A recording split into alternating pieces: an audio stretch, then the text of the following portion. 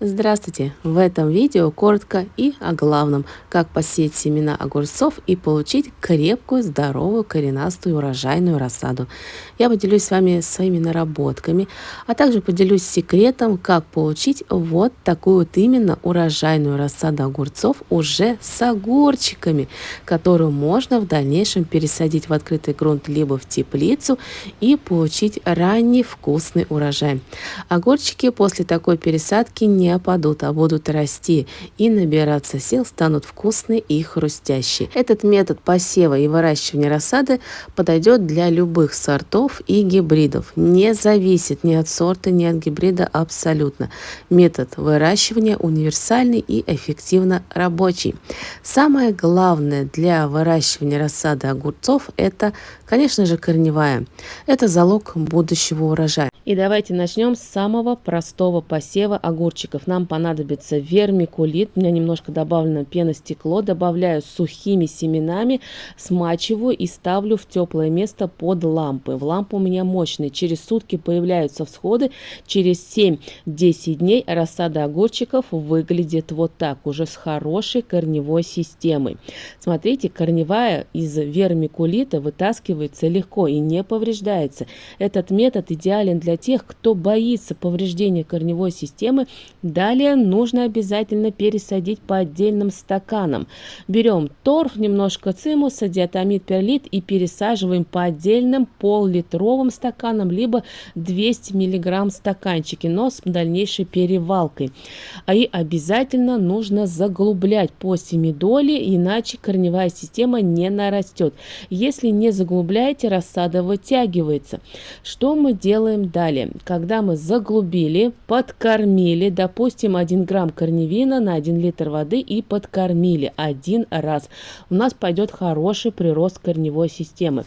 Для того, чтобы пересадить уже вот такую вот рассаду, я ее прищипываю после 3-4 настоящего листочка, и тогда у меня внизу образуются огурчики, завязи не опадают, основной стебелек у меня очень мощный. Когда мы с вами прищипнули основной стебелек, у нас все равно потом будут нарастать пасынки. Дальнейший урожай легко растет на пасынках. И даже этот же пасынок будет давать другие пасынки, то есть образуя различные плети у нас в теплице либо в огороде. Ну а там уже на ваше усмотрение, будете ли вы обрезать лишние пасынки или нет. Для того, чтобы получить вот такую вот хорошенькую, маленькую, низкую, урожайную уже рассаду огурцов, убирайте пасынки на этой стадии. Это рассада огурцов около 4 недель. Она полностью готова уже к высадке в грунт.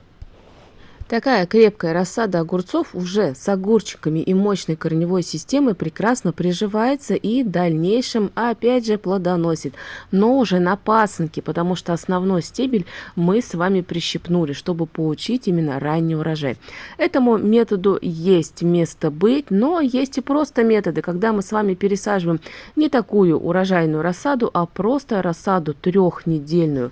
Огурчики просто в грунт. Давайте с вами пересадим. И что будем использовать в лунку, чтобы получить тоже ранний урожай. Для раннего урожая важна не только лунка, но и первые подкормки. Копаем лунку, добавляем сюда луковую шелуху. Начнет перегнивать примерно к июлю месяцу, когда будет основной сбор урожая.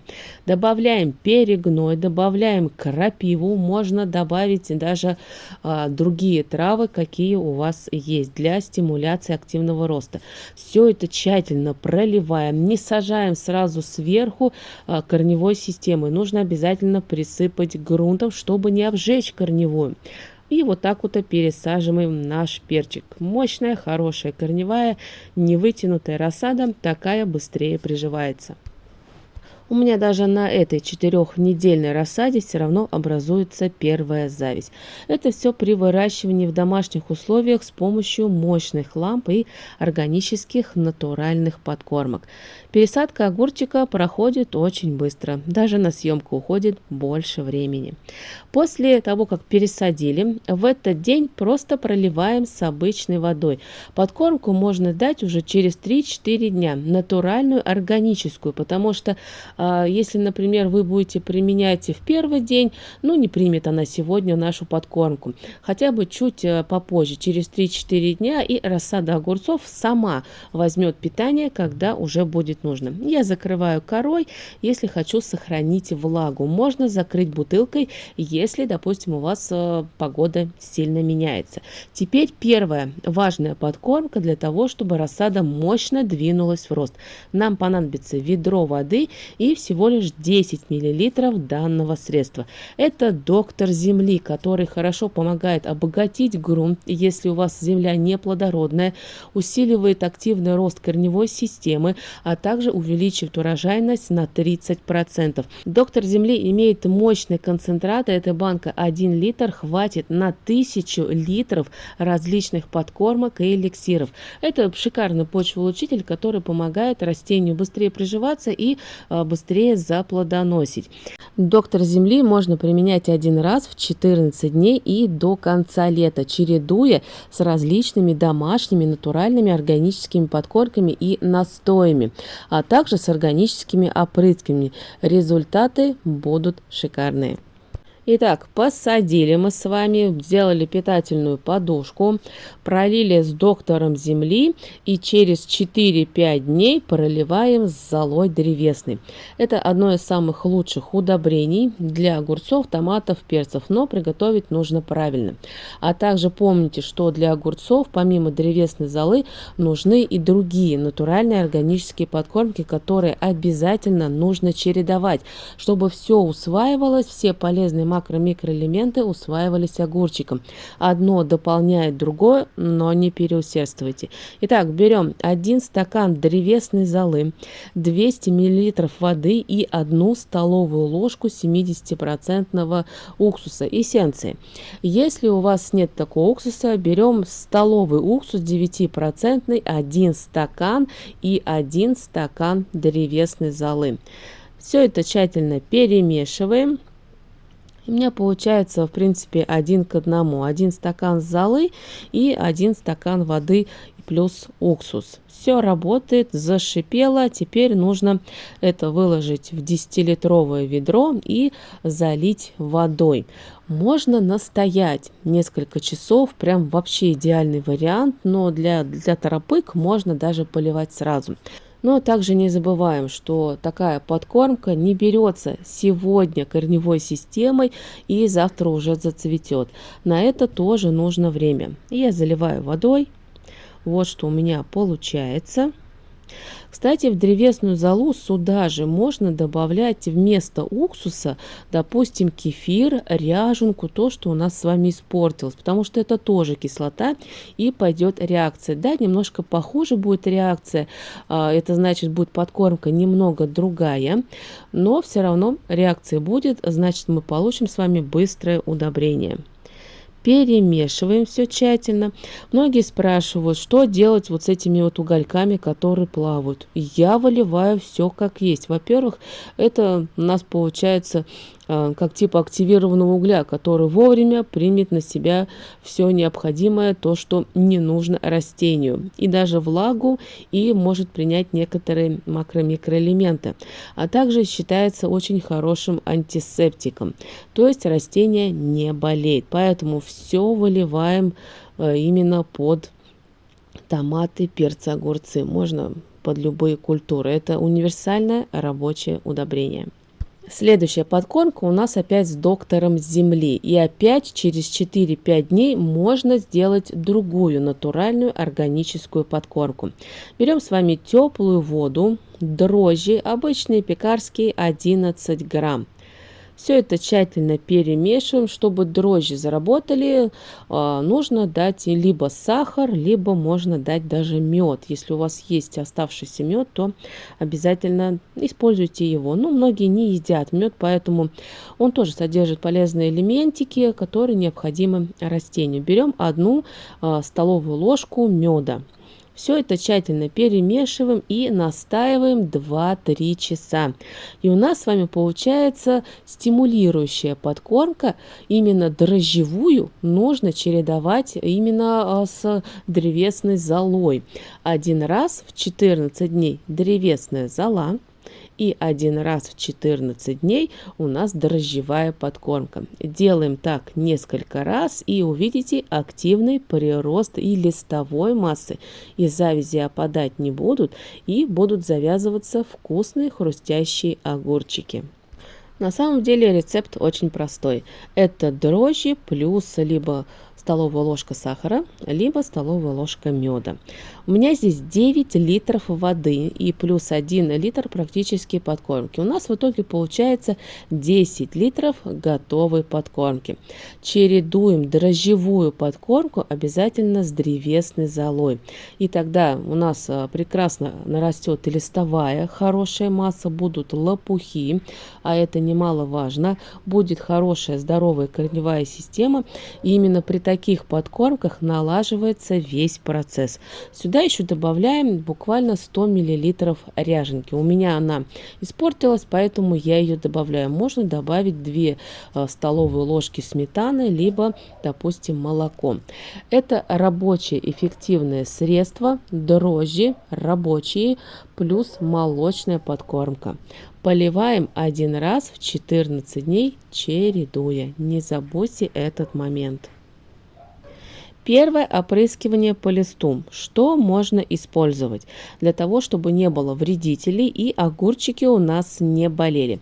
Вот мы с вами проводим подкормки, но не забываем, что между всеми этими подкормками делаем опрыскивание по листу. Берем луковую шелуху. Ее можно замочить и можно опрыскивать по листу. Во-первых, это поможет не только от болезней и различных вредителей, но и также действует как стимулирующее средство. Луковая шелуха рабочая и эффективная. Настаиваем несколько часов и получаем вот такой светлый янтарный раствор. Разводится 1 к 1. У меня в среднем здесь получится сейчас пол-литра практически настоя. И я довожу до 1 литра. Это идеальный концентрат для опрыскивания. Опрыскиватель у меня, кстати, с фильтром. То есть, если я применяю натуральные органические опрыскивания по листу, то обязательно должен быть фильтр, чтобы не засорялся наш пульверизатор при опрыскивании. И опять с вами подкармливаем с доктором земли. То есть получается, когда мы подкармливаем доктором земли один раз в 14 дней, между этим подкармливаем с дрожжами и с древесной золой. Давайте я вам покажу еще один вариант, как можно подкормить с чередованием. Итак, это средство тоже дрожжевая подкормка, но она немного другая, потому что состав можно менять, можно обогащать, и в итоге получите действительно натуральные вкусные урожаи без различных химозных удобрений. Итак, давайте с вами приступим. Нам понадобится теплая вода, дрожжи 11 грамм и плюс сюда добавляем сахар. Сахар нам нужен для того, чтобы дрожжи заработали. Если, например, вы предпочитаете получить аминокислотную подкормку, то помните, дрожжи нужно заваривать кипятком. У меня, кстати, об этом есть видео. Как только образуется у нас пенка, значит удобрение получилось, заработало. Кстати, содержится хороший процент различных элементов, еще есть азот, небольшой процент, что стимулирует активный прирост именно листовой. Добавляем сюда 1 столовую ложку чеснока. Чеснок сушеный. Чеснок это прекрасный стимулятор, и завязи не опадают, а также появятся новые завязи. Это подкормка легкая, дрожжи, сахар, чеснок. Как правильно ее применять и с чем чередовать в обязательном порядке. Вот у нас пенка пошла, все заработало. Выливаем в 9 литров воды. В итоге у нас получается 10 литров подкормки. Поливаем один раз в 14 дней. И чередуем тоже с калийными подкормками обязательно. Если нет древесной золы, можно использовать золу подсолнечника. И чередуем такую подкормку с дрожжевой подкормкой. В итоге все завязи на месте, и вы получите богатый вкусный урожай огурцов. Золу подсолнечника заливаем кефиром 200 грамм кефира и 1 стакан золы подсолнечника. Все это тщательно перемешиваем и выливаем в 10 литров воды. Получается мощнейшая, шикарная, калийная, кальциевая даже подкормка, потому что здесь огромный процент и кальция, и калия для здоровья, и чтобы огурчики у нас не гнили и не болели различными болезнями. Поливаем под корень 1 раз в 14 дней. И в этом варианте дрожжи зола подсолнечника чередуем с доктором земли. Повышайте урожайность правильно. Не забываем про обработку от вредителей. Это дегтярное мыло.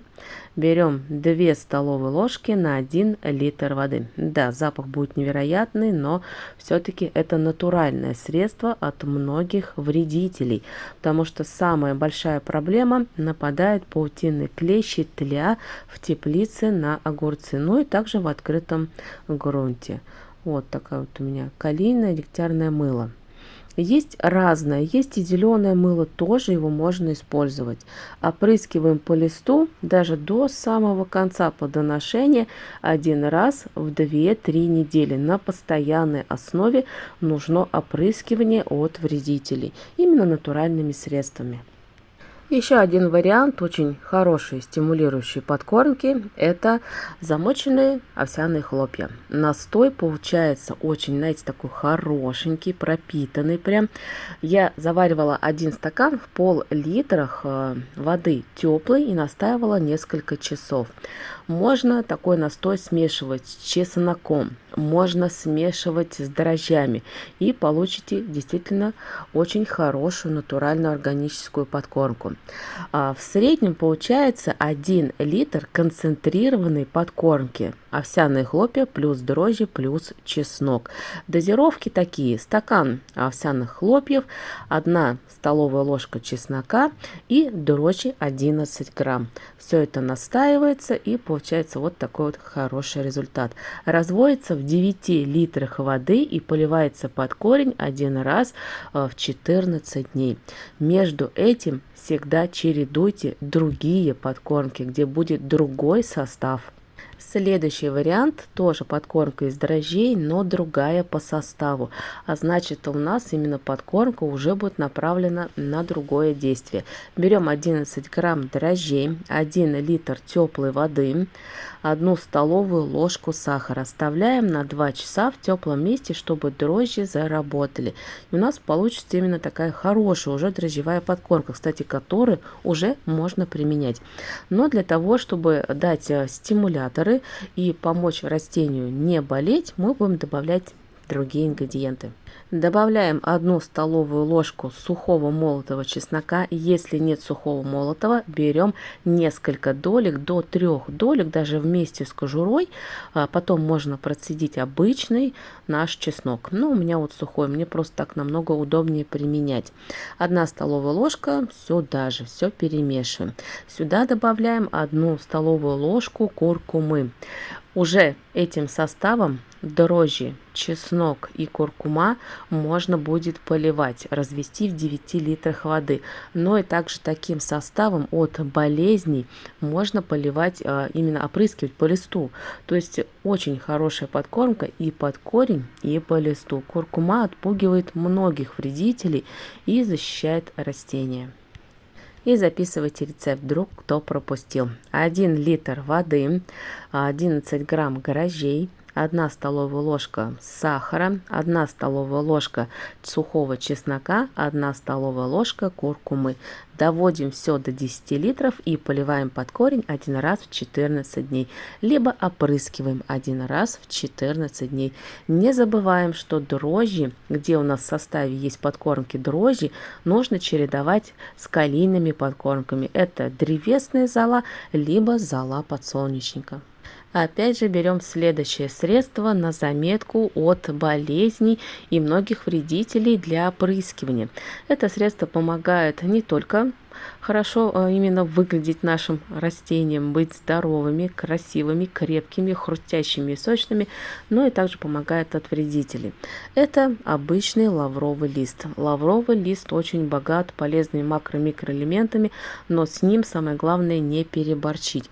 Берем с вами до 5 листиков, замачиваем в теплой воде, можно сутки, можно прям именно в горячей воде на 2-3 часа, то есть такой вариант тоже есть.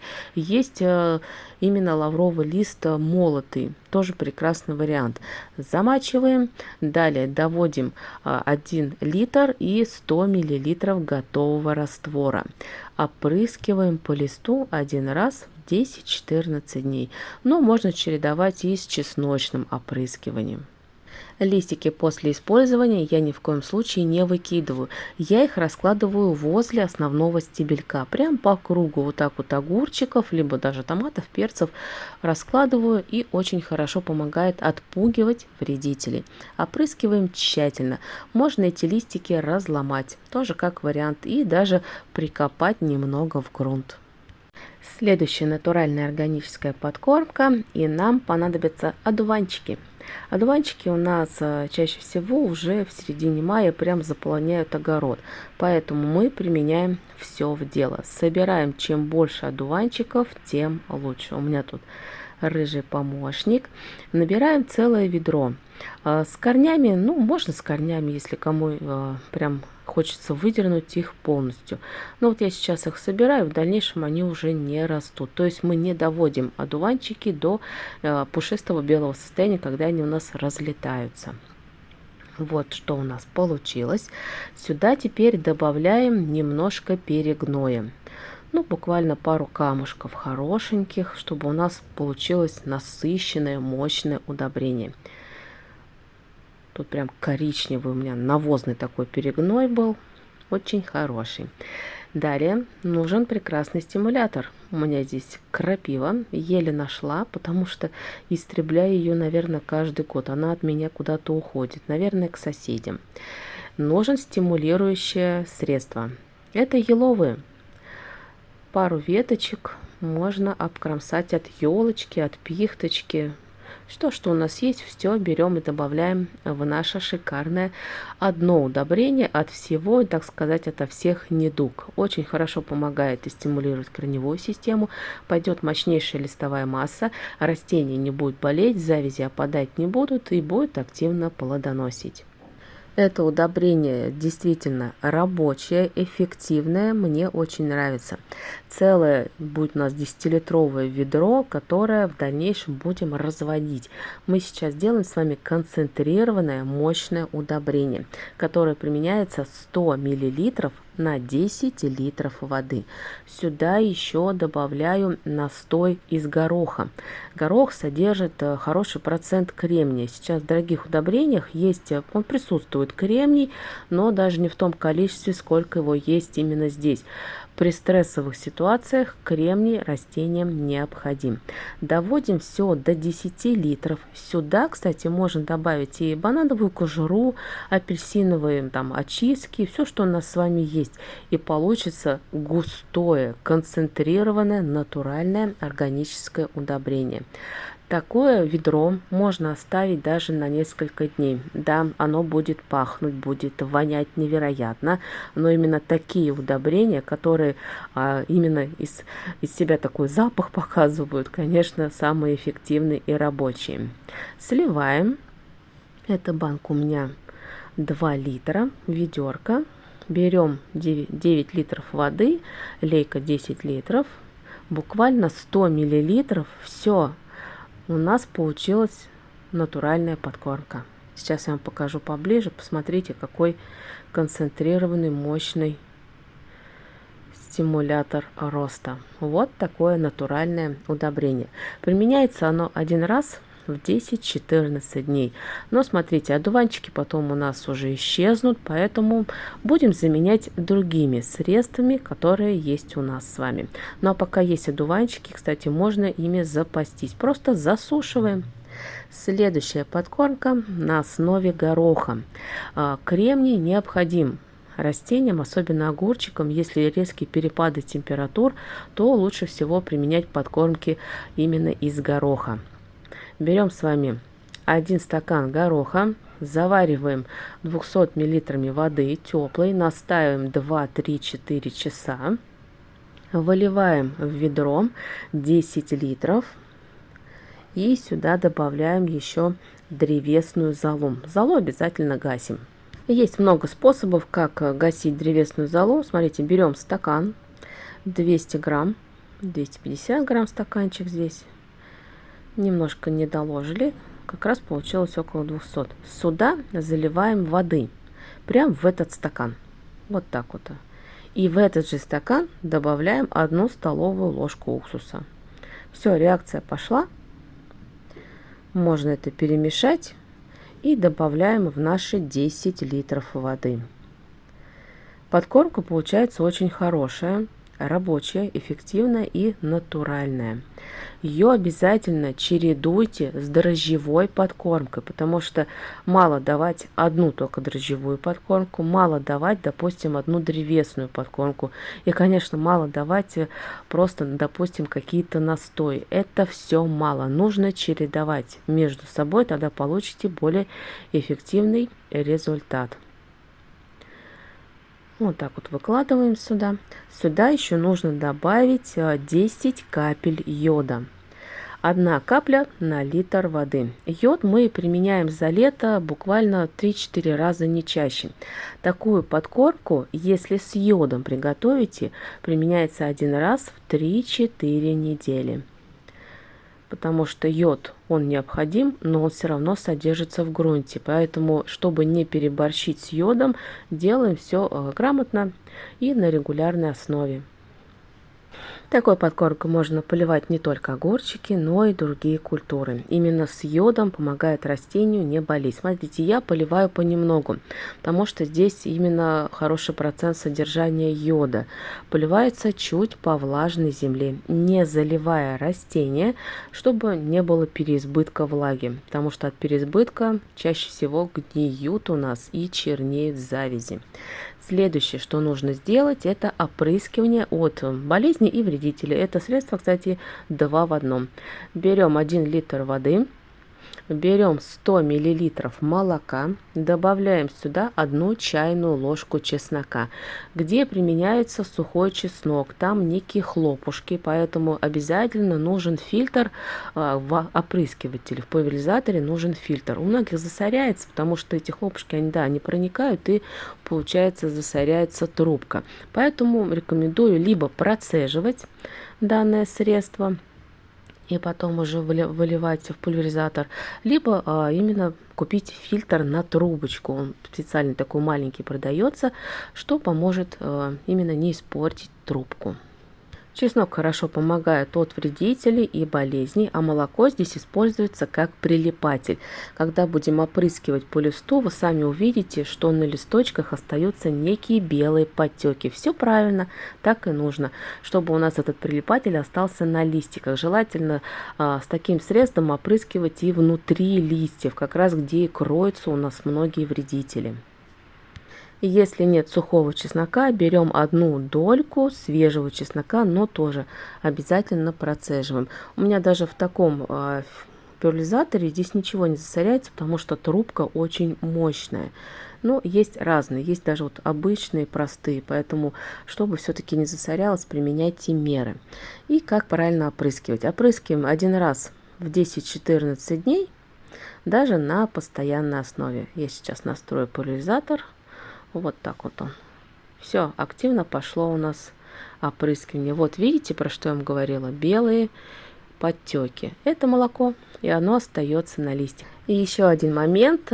Есть у нас подкормки из оставшихся просроченных таблеток. Я ничего не выкидываю. Смотрите, у меня здесь и алтайское мумиё, и глюконат кальция, и янтарная кислота, и аспаркам, и у меня здесь есть нашатырный спирт, и фолиевая кислота, витамины группы В. Есть даже железо. То есть все витаминки, которые у вас остались дома, обязательно их просмотрите. Их можно применять для растений. Да, они содержат минимальный процент каких-то элементов, но все равно одно другому не мешает, и их можно добавлять даже в те же самые эликсиры, которые мы готовили ранее. Потому что сейчас многие, кстати, дорогие удобрения содержат и витамины, и аминокислоты. Ну, любимая аминокислота это, конечно же, глицин. На основе нее можно делать много эликсиров, которые приведут к богатому урожаю. Ну а огурцы точно любят янтарную кислоту. Янтарка есть и в 100 миллиграммах дозировки, есть и 200, есть и янтарин, есть и янтарная кислота в порошке. Все это запасаемся, все, что у нас осталось, везем в огород.